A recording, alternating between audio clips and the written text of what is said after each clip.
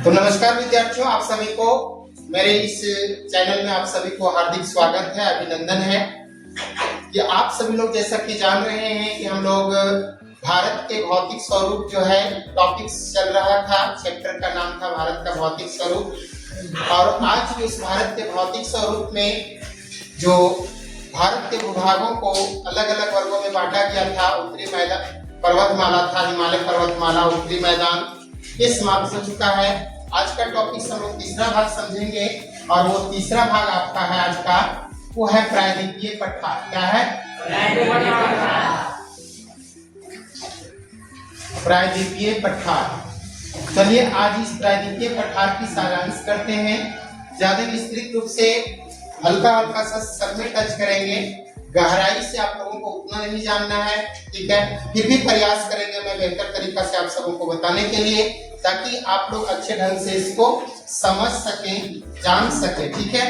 तो चलिए देखते हैं आज के प्रायद्वीपीय पठार का भाग में हम लोग कुछ हिस्सों को समझने का प्रयास करते हैं। तो देखिए इंडिया मैप का हम लोग वर्णन करने का प्रयास कर रहे हैं।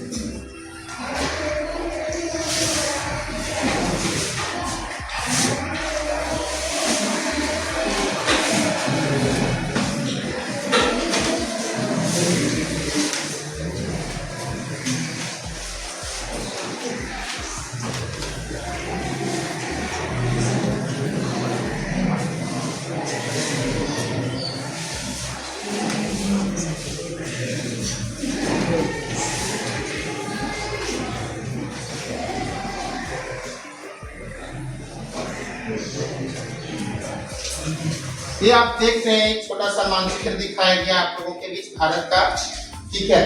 प्रायद्वीप का अर्थ क्या होता है, सबसे पहले हम लोग इसको समझते हैं।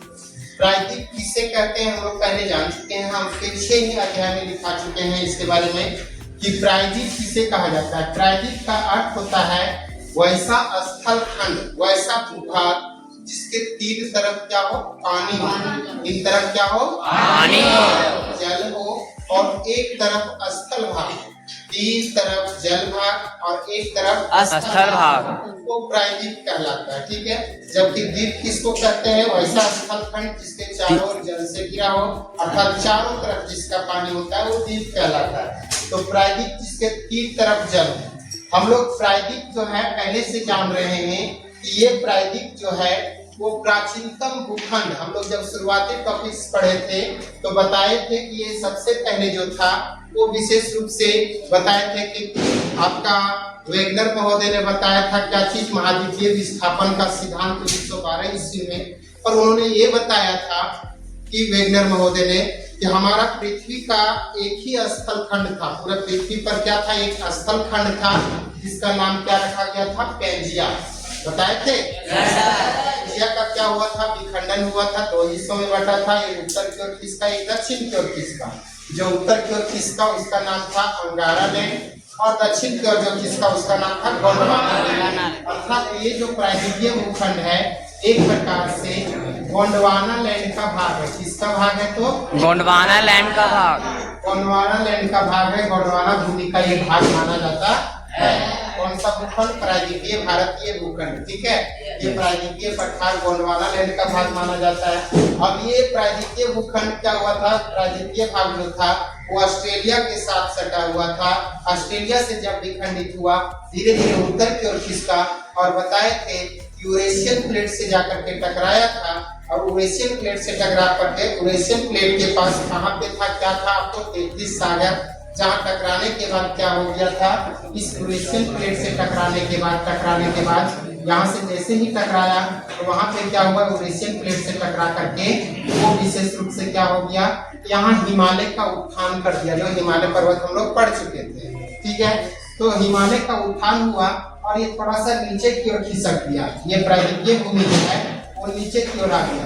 तो बीच का भाग जो गैप बचा, बीच का भाग जो खाली हुआ, ठीक है, ये खाली भूमि को क्या कहा गया, उत्तरी मैदान, जिसको प्रायद्वीपीय भारत की नदियों ने, हिमालय से निकलने वाली नदियों ने अपने साथ अवसाद का निक्षेप करके क्या कर दिया, इस भूमि को, द्रोणी को काट दिया, प्लेन कर दिया, जिससे इस मैदान का निर्माण हुआ, उत्तरी मैदान। तो ये सबसे पुराना भूखंड कहलाया, भारत का सबसे प्राचीनतम भूखंड। ठीक है, भारत का क्या है ये सबसे प्राचीनतम भूखंड। ठीक है, प्राचीनतम मतलब सबसे पुराना। कौन है सबसे पुराना भूखंड? तो प्रायद्वीपीय पठार। ये भूमि सबसे पुराना है। प्रायद्वीपीय पठार जो है वो सबसे पुराना भूमि है और ये टकराया 33 यूरेशियन प्लेट से, तब 33 सागर के पास हिमालय बना। यानी पहला भूमि ये हुआ, दूसरा भूमि ये हुआ, हिमालय हुआ। ठीक है, उसके बाद इन दोनों क्षेत्रों से निकलने वाली नदियां, बड़ी बड़ी नदियां और सहायक नदियों ने इसे प्लेन भूमि में बदल दिया, जिससे हमारा भारत का क्या निर्माण हुआ? मैदान का।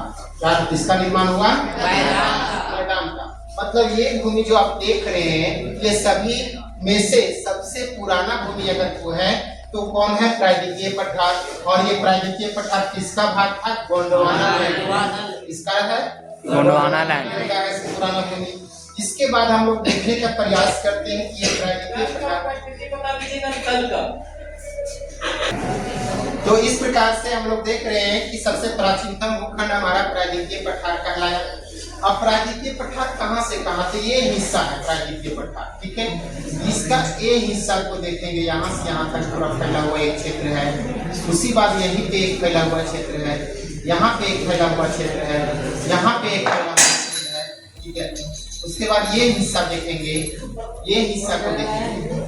ठीक है, अब यहाँ समझिएगा कौन कौन सा हिस्सा है ये प्रायद्वीपीय भूखंड का। सबसे पहला समझेंगे कि प्रायद्वीपीय भूखंड का सबसे उत्तर पश्चिमी भाग, ठीक है, उत्तर पश्चिमी भाग, ठीक है, में एक पर्वत फैला हुआ है जो आपका गुजरात के क्षेत्र से शुरू होता है और दिल्ली तक जाता है।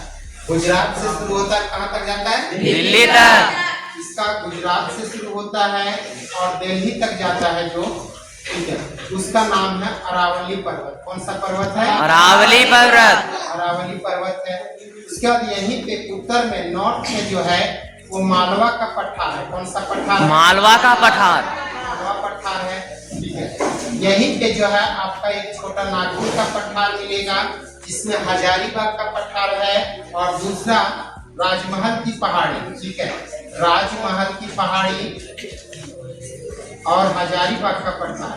ठीक है, ये उत्तर पूर्वी किनारा हुआ, नॉर्थ ईस्ट। ठीक है, और इसके बाद ये पूरब हिस्सा में, पूर्वी क्षेत्र में जो फैला हुआ है उसको कहते हैं पूर्वी घाट। इसको क्या बोलेंगे? पूर्वी घाट। और पश्चिम में जो फैला हुआ है उसको कहते हैं पश्चिमी घाट। क्या बोलेंगे? पश्चिमी घाट। पश्चिमी घाट। इन क्षेत्रों में ये भूमि फैला हुआ है। कौन सी भूमि फैला हुआ है? प्रायद्वीपीय पठार। प्रायद्वीपीय पठार का विस्तार कहाँ कहाँ है इसको बताइए। उत्तर पश्चिम में, नॉर्थ वेस्ट में, उत्तर पश्चिम में गुजरात से लेकर के दिल्ली तक एक फैला हुआ क्षेत्र है। गुजरात के कच्छ भूमि क्षेत्र से पड़ता है। ठीक है, कच्छ क्षेत्र से, वहां से लेकर के दिल्ली तक फैला हुआ एक पर्वत है, विशाल पर्वत, जो मुख्य भाग राजस्थान को 2 भागों में बांटती है, जिसका नाम है अरावली पर्वत। और उसके उत्तर में, जस्ट इस भूमि के उत्तर में कौन सा है? मालवा का पठार। यही मिलेगा आपको विंध्याचल श्रेणी। कौन सी श्रेणी मिलेगी? ये विंध्याचल श्रेणी यहीं पे मिलेगी, विंध्यन श्रेणी जिसको कहते हैं। ठीक है, फिर यहीं पे मिलेगा सतपुड़ा। ठीक है, ये सब अलग अलग हिस्से, इस सब अंदर का भाग है, लेकिन किनारे किनारे हम लोग देख रहे हैं इसका विस्तार कहाँ से कहाँ तक है। तो पश्चिम में जो देख रहे हैं वो पश्चिम, उत्तर पश्चिम में अरावली तक, उत्तर में मालवा पठार तक, उत्तर पूर्व में जो देखेंगे वो हजारीबाग पठार और राजमहल पठार, राजमहल की पहाड़ी, जिसको कहा जाता है छोटा नागपुर का पठार। ठीक है, छोटा नागपुर का पठार, जहां हम सभी लोग रहते हैं, छोटा नागपुर पठार। यानी इस प्रकार से हम लोग को क्या समझ में आया? हमारा झारखंड जो है, छोटा नागपुर पठार जो है वो किसका हिस्सा है? प्रायद्वीपीय भूखंड का भाग है। अर्थात हमारी भी भूमि इसका हिस्सा है। तो सबसे प्राचीनतम भूमि इसका गोंडवाना लैंड। इसका भूमि है तो गोंडवाना लैंड। इसका पूर्वी भाग इस पठार का, इस प्रायद्वीपीय पठार का सबसे पूर्वी भाग जो बनाता है वो बनाता है आपका पूर्वी घाट। इसको क्या बोलते हैं? पूर्वी घाट, और पश्चिमी भाग क्या बनाता है? पश्चिमी घाट, पश्चिमी घाट। और ये दोनों आकर के पूर्वी घाट और पश्चिमी घाट आकर के क्या हो जाते हैं? एक दूसरे से मिल जाते हैं नीलगिरी पर्वत पर। कहाँ मिलते हैं? तो नीलगिरी पर्वत पर मिलते हैं। ठीक है, कहाँ मिलते हैं? नीलगिरी पर्वत पर, नीलगिरी नहीं, नीलगिरी, नीलगिरी पर्वत पर ये दोनों एक दूसरे को क्या हो जाते हैं? मिलते हैं। कौन कौन? पूर्वी घाट और पश्चिमी घाट, क्वेश्चन पूछा गया, क्वेश्चन है पूर्वी घाट और पश्चिमी घाट का मिलन बिंदु कौन सा पर्वत है? नीलगिरी घाट, नीलगिरी पर्वत है। कौन सा पर्वत है? नीलगिरी पर्वत। और दूसरा चीज ध्यान देखेंगे, इसी प्रायद्वीपीय पठार का क्या हुआ कि इन नदियों के कारण से और भू हलचल के कारण से, आंतरिक भू सन्नतियों के कारण से, पृथ्वी पर आंतरिक हलचल होने के कारण से इसी का एक प्रायद्वीपीय पठार का एक हिस्सा टूट करके, ठीक है, टूट करके यहाँ चला गया। देखिए यहाँ पे दिखाया गया आपको, एक हिस्सा टूट के चला गया यहाँ, जिसे कहा जाता है मेघालय का पठार। इसको क्या बोलते हैं? मेघालय का पठार, मेघालय का पठार के नाम से जाना जाता है। ध्यान से समझते जाइएगा, मैप के थ्रू आपको पढ़ना बड़ा आसान लगेगा। ठीक है, ये मेघालय का पठार है। इसी मेघालय के पठार में 3 गो दिखेंगे पहाड़ी, ठीक है, कीपाकार है। 3 गो पहाड़ी कीपाकार मिलेगा आपको। 3 पहाड़ियां कीपाकार कौन कौन से मिलेंगे? मेघालय में 3 पहाड़ियां हैं। एक गारो, ठीक है, एक का नाम क्या है? गारो, दूसरा का नाम क्या है? खासी, खासी, और तीसरा का नाम है जयंतिया। गारो, खासी और जयंतिया 3 पहाड़ियां हैं। गारो, खासी और जयंतिया, ये 3 पहाड़ियां यहाँ पे है मेघालय के पठार में।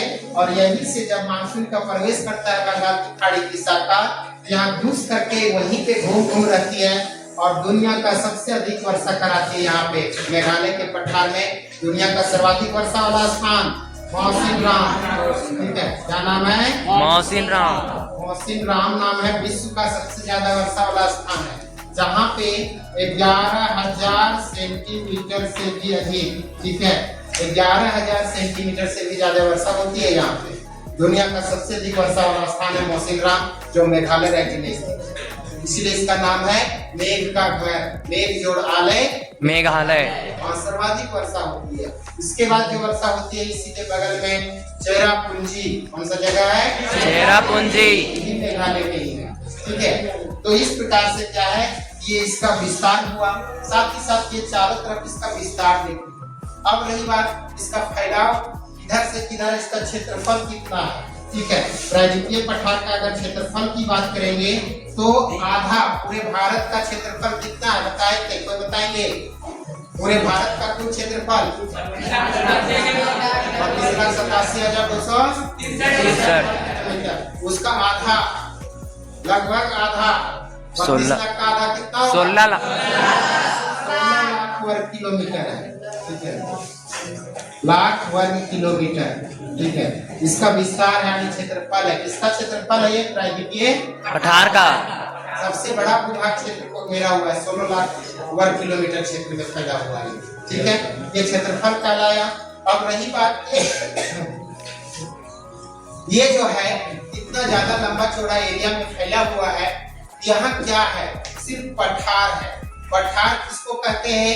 एक भूमि से उठा हुआ वैसा भाग, ठीक है, जो ऊपर तो उठा है लेकिन ऊपर के बाद इसका शीर्ष नहीं होता, ये फैला हुआ है। इस प्रकार से फैला हुआ है, ये पठार कहलाता है। और एक पर्वत जो होता है जिसका पीक पॉइंट होता है, पीक पॉइंट मतलब क्या है? ऊपर कहीं न कहीं एक निश्चित जो शीर्ष बिंदु होती है, इसका निश्चित शीर्ष बिंदु नहीं होता है पठार का। पठार का कोई निश्चित शीर्ष बिंदु नहीं होता है। और प्लेन ऊपर के जाके बाद यहाँ प्लेन है, फिर ऊपर उठ गया, फिर प्लेन हो गया, फिर ऊपर, मतलब ये फैला हुआ है चारों तरफ से, पूरा फैला हुआ है एकदम।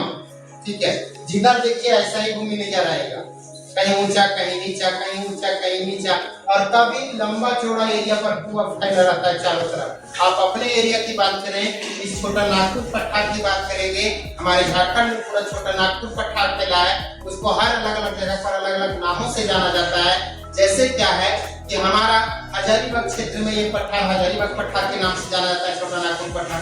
कोडरमा में चला जाता है कोडरमा पठार, गिरिडीह में चला जाता है तो गिरिडीह का पठार या पारसनाथ की भूमि, सबको जानते हो, पारसनाथ पठार के नाम से जाना जाता है, पारसनाथ पहाड़ी के नाम से जाना जाता है। आपके इधर आ जाएगा चतरा क्षेत्र में, तो चतरा क्षेत्र और आपका पलामू क्षेत्र में, पलामू का पठार इसको कह देते हैं। चतरा क्षेत्र में उसको अलग कर देखिए, मोरामे की पहाड़ी है और चतरा की पठारी भूमि है। रांची तरफ चल जाइए तो रांची का पठार है, ठीक है। तो हर क्षेत्र में चारों साइड से फैला हुआ है, लेकिन इसका नाम क्या है? पठार, क्योंकि ये कहीं एक